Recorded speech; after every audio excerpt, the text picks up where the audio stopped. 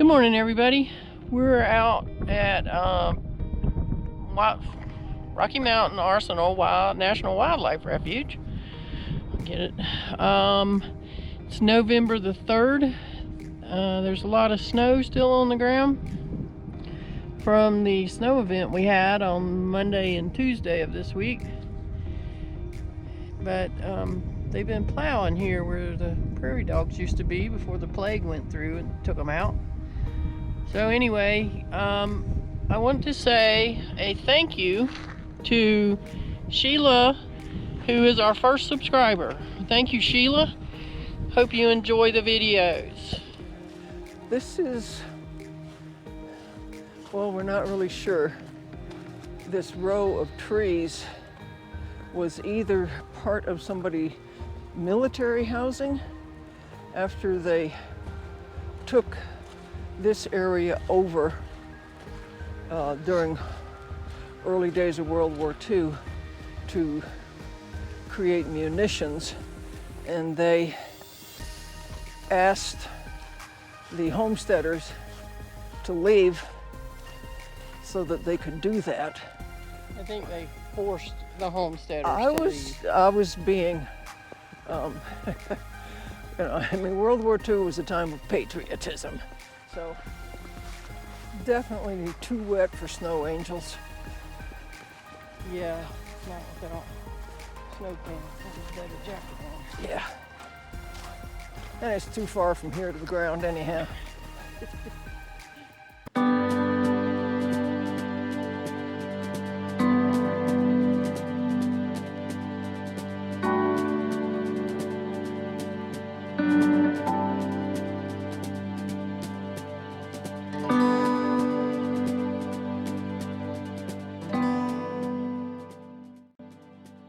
So I should have just not said anything. Well, no, you just need to come to a stopping point. Well, that's hard. Okay, so this is Lake Mary. This is a man-made lake. They left those islands out there on purpose for birds to nest on, mostly geese, but everything else.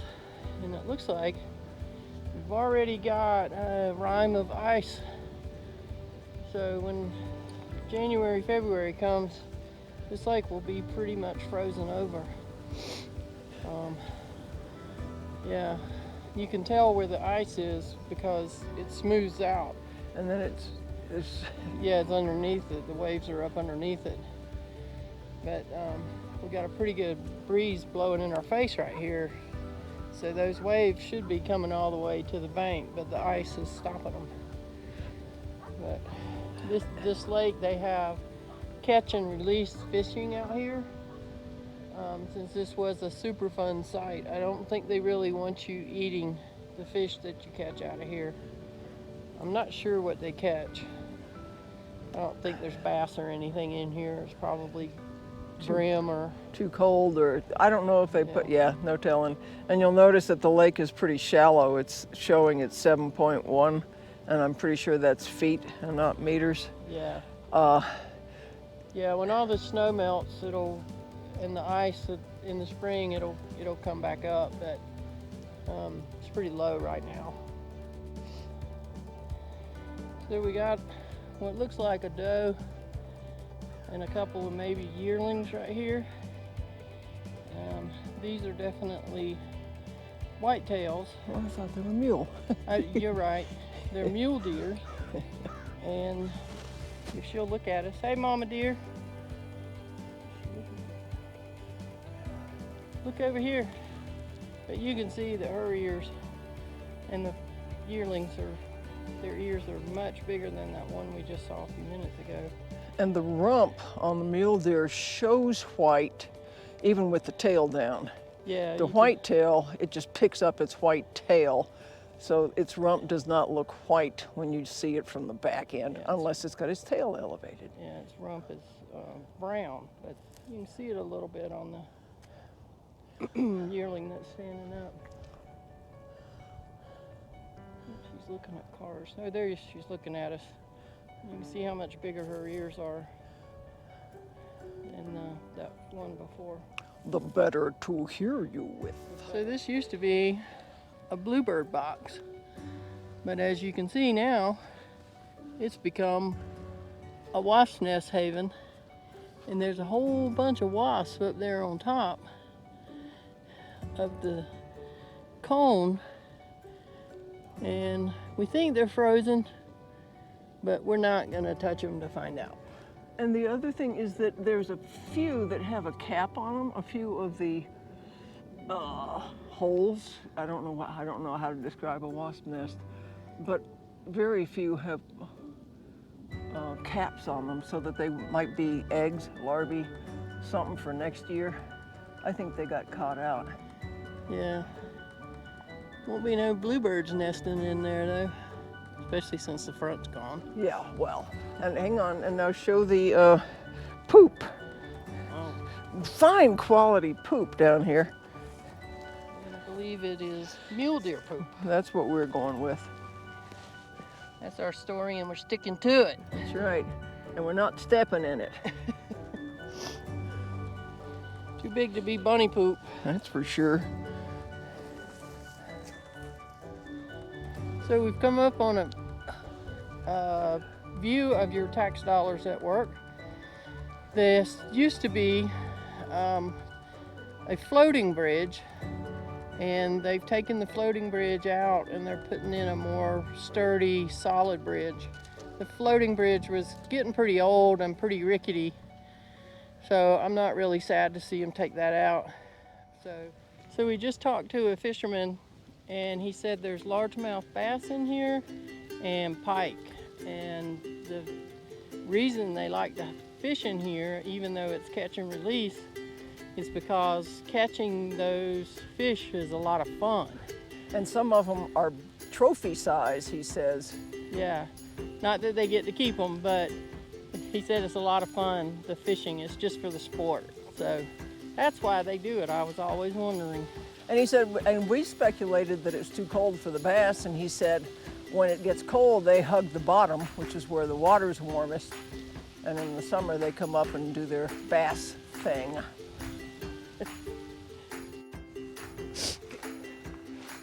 I'm going to talk while we walk, because I wanted to talk about birding. There are birders that are just obnoxious. I call them bird turds. And then there are lazy birders like me.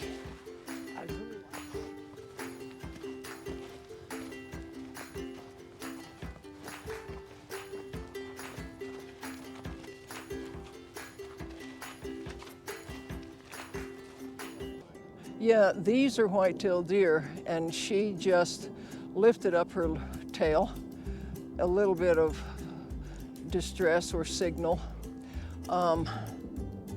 They don't seem to be terribly frightened, but we do not want to, there she goes, white tail in the air.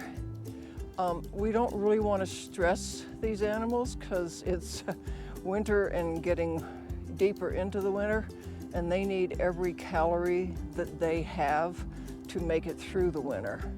So every time they have to run away from some well-meaning idiot with a camera, which is, they burn energy. So we try to be cautious, but God, they're beautiful. And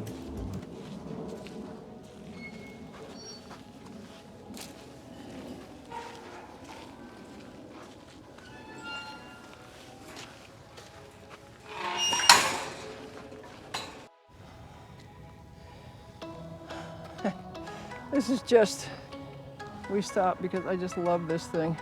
Buffalo grass grows about 6 inches above ground, you know, not even knee high on that toddler. And yet the root system is 7 feet down. Switchgrass, the root system is 10 feet down. Lead plant, winds, it's 14 foot down. Most of these, okay, goldenrod lead plant, they're not all grasses. There's a clover. But man, it's just, I want to study up. Native prairie is an endangered ecosystem. This refuge is not native prairie, but this is a wonderful display.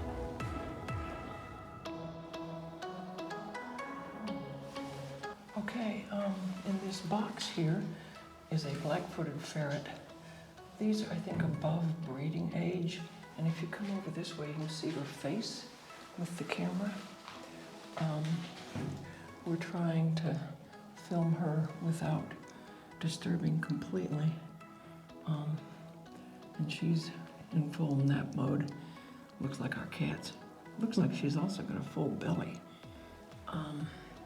But this is the captive exhibit. These are no longer breeding or to be released in the wild, but that's pretty cool.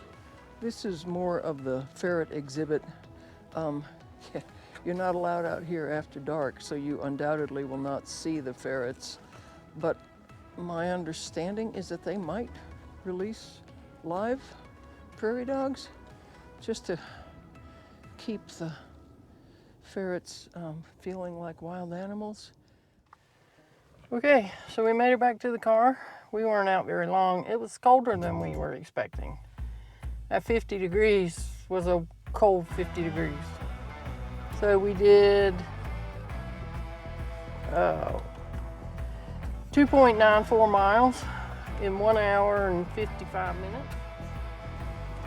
Got a couple of buffalo laying down right out here.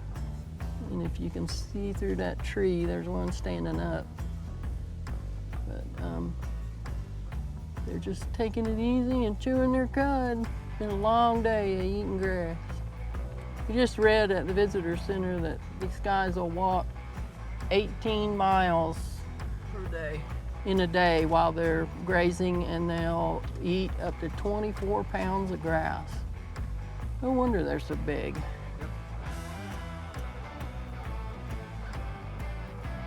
Got some deer right here by the road. Just munching away. Looks like a doe with another yearling or young, I don't know. No spots, but still pretty small. But these are whitetails. They're being awful calm. I always say the whitetails are much more skittish than the mule deer. Part of it is they're so used to vehicular traffic that they consider it non-threatening, and nobody shoots at them out of the cars. But if they saw us on foot, they would react more like the ones that we saw when we were hiking. So I wanted to show you this big male here. And if you look at his rear end, you can see what we were talking about earlier, how his rear end is all white. You can see it. And on the white-tailed deer, the rear end is brown, and the only time you see the white is when they raise their tail up. These guys have a little black tip on their tail. But this is a big old male with his male mule deer. His antlers are growing together like a moose almost. But he is happily grazing away. Doesn't care about us in the least.